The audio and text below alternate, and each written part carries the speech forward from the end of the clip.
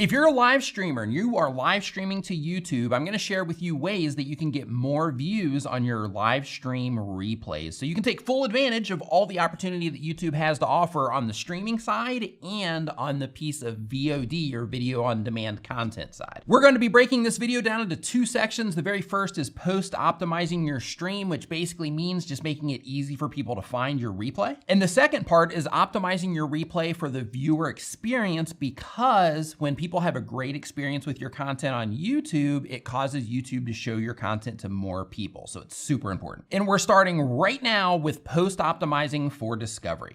Quack. After your stream is complete, when it comes to post-optimizing your stream, the first thing you want to do is you want to research topics so that you can figure out what people are looking for as it relates to the topic of your live stream. The reason you want to do this is so you can update your title and thumbnail to best reflect what it is that you talked about during your live stream as it relates to what your target audience is interested in. For this, you can use YouTube or Google's autocomplete function, which is where you start typing something into the search bar related to what it was that you were talking about in your live stream, and they're going to show you a drop-down list of things that people are actively looking for around the type of content that you make. All you have to do is start typing in things around the topic or topics of your stream, and they'll show you how people are looking for what you just made. Once they show you that initial list of searches that people are putting in, the next thing you can do is hit the space bar and then hit letter A, and then it's gonna show you another list, and then backspace, letter B, and you just rinse and repeat that process as you go through the entire alphabet, and you're gonna get tons of different ideas. You can do the same exact thing on Google, and they'll show you the results based around what people are looking for on Google. There are also tools like TubeBuddy, which is a browser extension YouTubers use to shortcut this process. So if you're gonna be doing this a lot, I recommend you try that out as well to save you a little bit of time. But anyway, the reason you wanna do this particular step is because you wanna make sure that when you're putting your title and thumbnail together for your replay,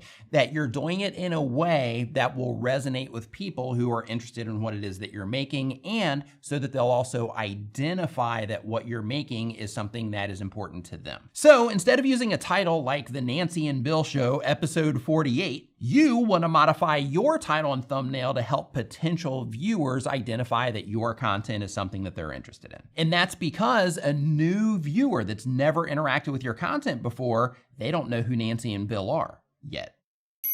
For this part of it, an exercise that you might want to consider is thinking to yourself when you're putting your thumbnail and title together, because this is the most important thing in terms of getting people to click on what it is that you're doing. You want to make sure that you're thinking to yourself the following two things. One, how does this thumbnail and title combination that I'm going to be running with help the people that I'm trying to reach, my target audience? How does it help them identify that this content is something that they are interested in? Two, what about this thumbnail and title combination is compelling enough that those people that I'm trying to reach would actually click on it?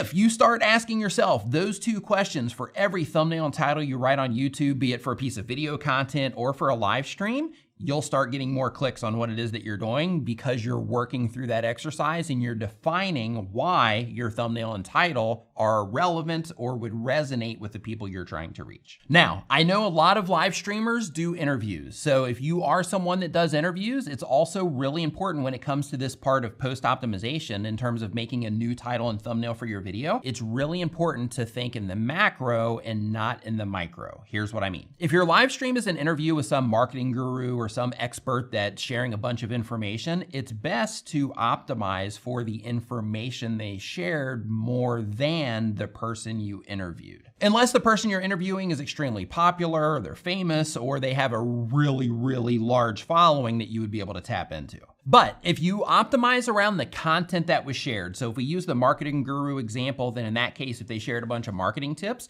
if you optimize your replay around those marketing tips versus the person, then in that case, you're opening yourself up to a much more broad audience, because in order for that content to be relevant to someone from the outside in terms of topic, title, and thumbnail, they simply have to be interested in marketing. They don't have to know who that person is. In other words, in that example, if you optimize around marketing or marketing tips, somebody simply just has to be interested in marketing. And if you optimize around the guru or the expert, then in that case, people have to know who that person is in order for it to be relevant to them. Now, Let's move on to optimizing for the viewer experience. The reason you want to do what I'm getting ready to tell you is because everything on YouTube is based on performance. In other words, if people respond positively to your content, if people are clicking on it at a competitive rate, they're watching it for a competitive rate, and they're further engaging in that content at a competitive rate, then YouTube will continue to show it to more people. And if it's not, then they won't. So because of that, you want to make sure that you are doing these things so that you're optimizing for the viewer experience. Here's how you do that. The first thing you want to do is you want to cut off your intros. If you're using any type of countdown timers, anything like that, that would interrupt the viewer experience after they click on your replay, cut it off. Inside of YouTube, they have an editor where you can go in and you can trim that stuff off. So if you have a countdown timer, a big shout out session, anything like that at the beginning of your stream that doesn't add context to your stream or isn't relevant to a replay viewer, cut it off. But really quick, as a disclaimer, it is important to note that if you do use the YouTube editor and you end up cutting off parts of your video, then you are going to lose your live chat replay, which in most cases is perfectly fine because the live chat, that's there for people during the live stream, and it doesn't really add a ton to the people that are watching on the replay. As a side note, you can make this really easy on yourself by structuring things within your live stream in order to make a better replay. Here's what I mean. You know how when you start streaming and you have a countdown timer on there, maybe you have a little shout out session or you're welcoming people into your stream and then you're talking about the topic that you're gonna be talking about and all that stuff. All you have to do is put all of that stuff at the beginning of your live stream, and then as your stream gets moving, before you start getting into your actual content,